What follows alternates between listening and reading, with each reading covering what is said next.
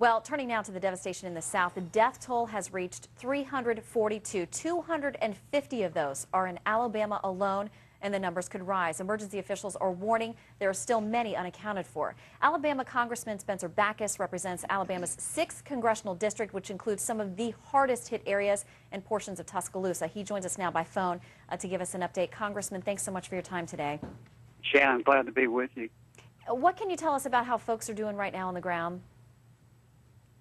What now? What can you tell us the latest from your purview there, having seen the damage firsthand? How are people doing?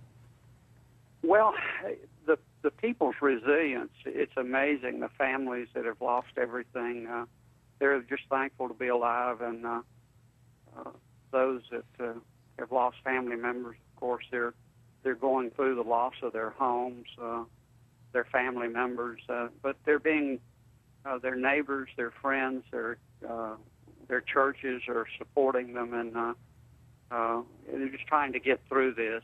There's no power in some of the hardest hit areas. There's no water because of the generation of electricity to the pump the water is not available.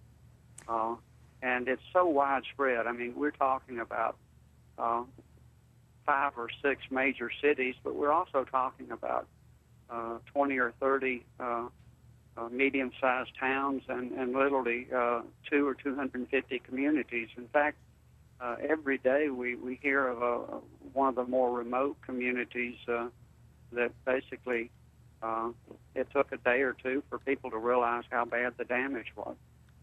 And Congressman, we're seeing these pictures that absolutely take your breath away, but you've been there, right there on the front lines. Do you have the words to describe what you're seeing?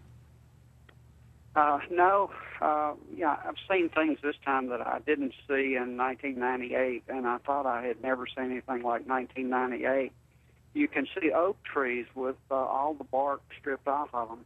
You can see streets where there are no houses, no walls even.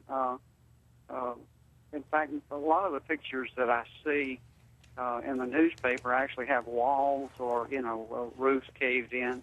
But these are actually neighborhoods where there is just piles of rubble.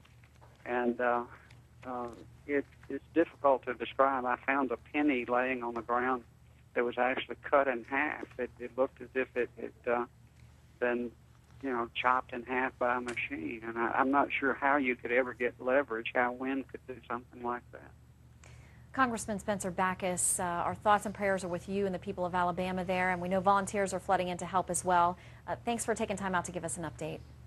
Well, thank you. And let me say this. We're overwhelmed by the response throughout the nation and by the administration and by people stepping up to help us. And we're very thankful for that. And we know more federal leaders are coming down to assess the damage, and we hope you'll get everything you need there as you recover. Congressman, thank you.